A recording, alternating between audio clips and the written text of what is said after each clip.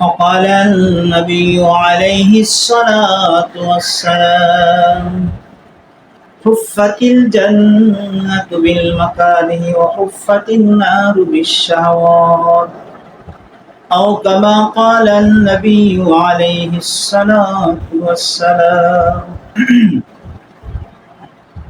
আল্লাহর হাবিব হযরত রাসূল করিম সাল্লাল্লাহু আলাইহি ওয়াসাল্লাম ইরশাদ করেন যে আল্লাহ তাআলা জান্নাতকে অপছন্দনীয় কষ্টকর বস্তু দ্বারা বেষ্টন করে রেখেছেন আর জাহান্নামকে আরামদায়ক মজাদার বস্তু দ্বারা বেষ্টন করে রেখেছেন।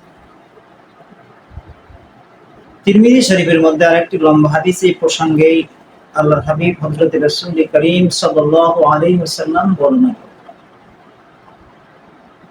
আল্লাহ তাআলা জান্নাতকে সৃষ্টি করার পরে হযরত জিবরাইল আলাইহিস সালাতু ওয়াস সালামকে বললেন, জিবরাইল তুমি যাও জান্নাতের দিকে আসো। তখন হযরত জিবরাইল আলাইহিস সালাতু ওয়াস সালাম জান্নাতের নাজ নিয়ামতের দিকে এসে আল্লাহ পাকের ইজ্জতের কসম কে বললেন, আল্লাহ গো আপনি জান্নাতকে এত সুন্দর করে সৃষ্টি করেছেন আর তার মধ্যে এত নাজ নিয়ামত দিয়ে ভরে রেখেছেন। এই প্রসঙ্গে যদি কেউ জানে জান্নাতের এই অবস্থা, তাহলে কেউ জান্নাতে যাওয়া বিরত থাকবে না, বাদ থাকবে না, সবাই জান্নাতে যাচ্ছে। এরপর আল্লাহ তাআলা জান্নাতের চতুর্দিক দিয়ে জান্নাতে যাইতে যত কষ্টকর কাজ আছে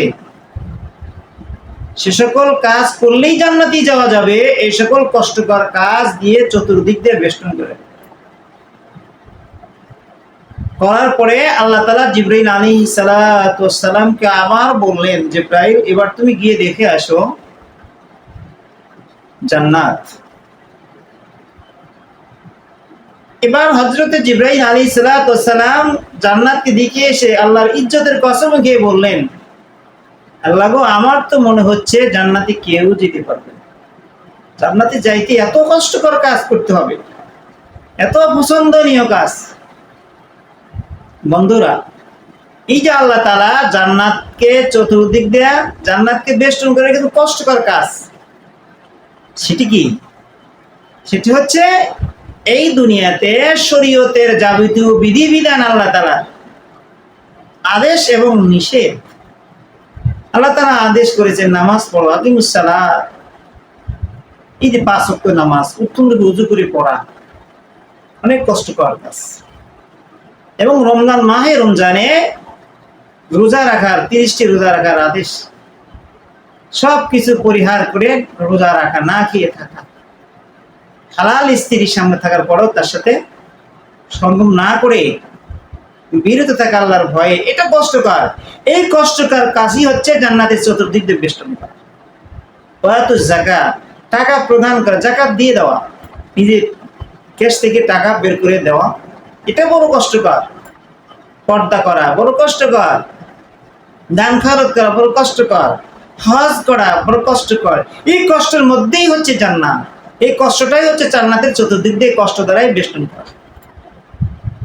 সুবহানাল্লাহ, দুনিয়াতে একটু কষ্ট করতে পারলে জান্নাত পাওয়া যায়। দুনিয়া সিজনুল মুমিন, আল্লাহর হাবিব বলেন দুনিয়া মুমিনের জন্য জেলখানা।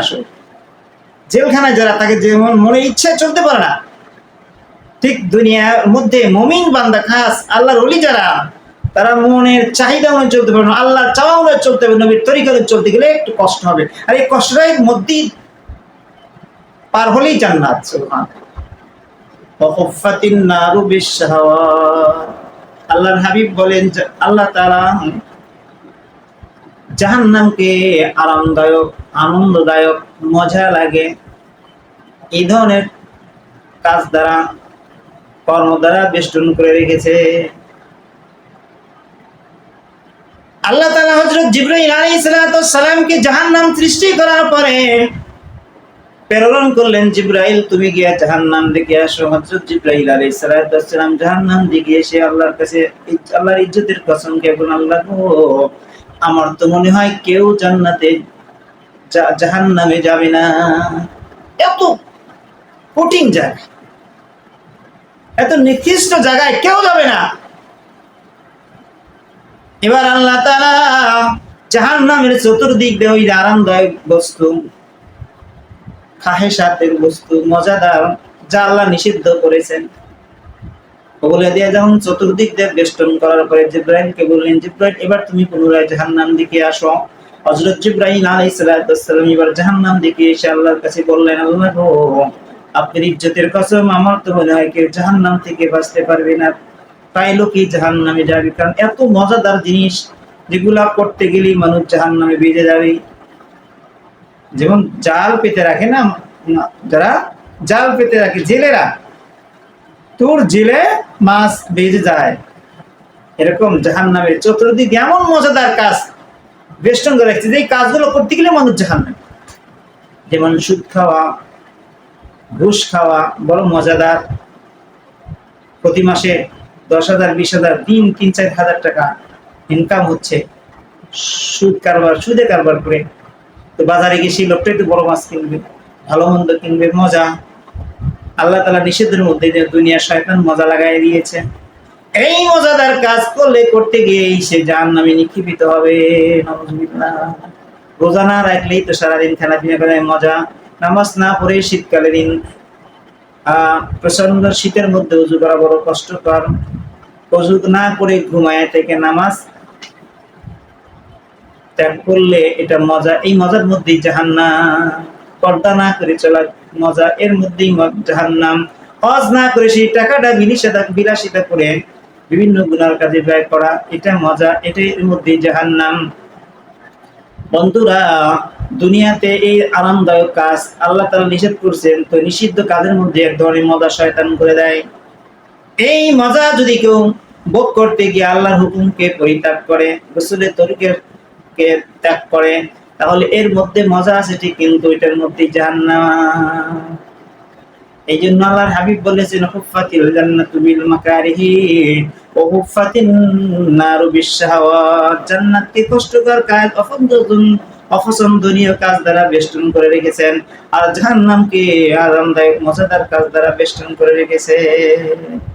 আল্লাহ তাআলা আমাদেরকে দুনিয়ার জীবনে আল্লাহ তাআলা আদেশ এবং রাসূলের তরিকা অনুযায়ী চলতে গেলে কষ্ট হলেও এই কষ্ট করেই যেন আমরা গুনার কাছ থেকে বিরত থেকে আল্লাহর হুকুম পালন করে যেতে পারি, তবে আমরা জান্নাত পাবো। আল্লাহ তাআলা আমাদের সবাইকে জাহান্নাম থেকে মুক্তির পরোয়ানা সার্টিফিকেট হাতে নিয়ে জান্নাতের উপযুক্ত হয়েছি এই অনুমতি, এই কাগজের টুকরা পেয়ে যেন আমরা মৃত্যুবরণ করতে পারি ঈমানের কালিমা পড়তে পড়তে।